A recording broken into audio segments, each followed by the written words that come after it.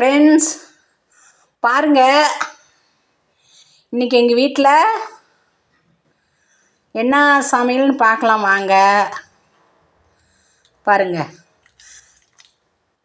கறி குழம்பு, தண்ணி குழம்பு, தண்ணி கறி குழம்பு. எப்படி நல்லா இருக்குங்களா? இப்படி தான் இருக்கணும். இப்படி வச்சாதான் தண்ணி கறி குழம்பு. சரிங்களா? இப்படி செஞ்சு பாருங்கள், ஒரு நாளைக்கு டேஸ்ட்டாக இருக்கும். நாங்கள் இது மாதிரி தான் செய்வோம். தேங்காய் பொட்டுக்கடலை இதெல்லாம் அரைச்சி ஊற்ற மாட்டோம். இது மாதிரி கறி தண்ணி குழம்பு வச்சிட்டோம்னு வச்சுக்கோங்க, செம்மையாக இருக்கும். நாங்கள் இது மாதிரி தான் செஞ்சு சாப்பிடுவோம். சரிங்களா? அடுத்தது வந்து அங்கே பாருங்கள், மீன் குழம்பு. சூடாக இருக்குது மீன் குழம்பு.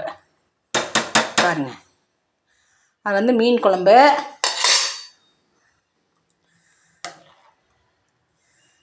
தண்ணி கறி குழம்பு செம்மையாக இருக்கும். எங்கள் வீட்டில் என்றைக்குமே ஸ்பெஷலாக தான் இருக்கும், ஸ்பெஷலாக தான் செய்வோம். அடுத்தது பாருங்கள்,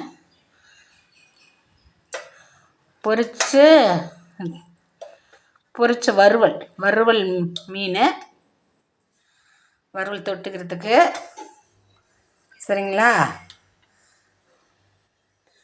மீன் குழம்பு, கறி குழம்பு, பொரிச்ச மீன். ஆனால் அதுக்கு சாப்பாடு ஸ்பெஷலான சாப்பாடு வச்சுருக்குறோம். சாப்பாடு பார்த்தீங்க அசந்துருவீங்க, அவ்வளோ டேஸ்ட்டாக இருக்கும் அந்த சாப்பாடு. சரிங்களா? அது என்ன சாப்பாடுன்னு பார்த்துடலாங்களா?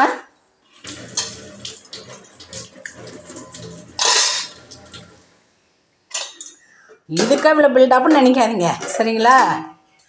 அதுதான் அமிர்தம் சாப்பாடு. பாருங்கள், பழைய சாப்பாடு. பாருங்கள், பழைய சாப்பாடு தண்ணி ஊற்றி வச்சுருக்குறோம். இந்த பழைய சாப்பாட்டுக்கும் இந்த மீன் குழம்புக்கும் மீன் வறுவலுக்கும் அப்படி இருக்கும். எப்படி அப்படி இருக்கும். வாங்க சாப்பிட்லாம். சரிங்களா? வராத விட்டுறாதீங்க, உங்களுக்காக தான் எல்லாம் சமைச்சு வச்சுருக்கிறேன். கண்டிப்பாக வாங்க, சாப்பிட்டு போங்க.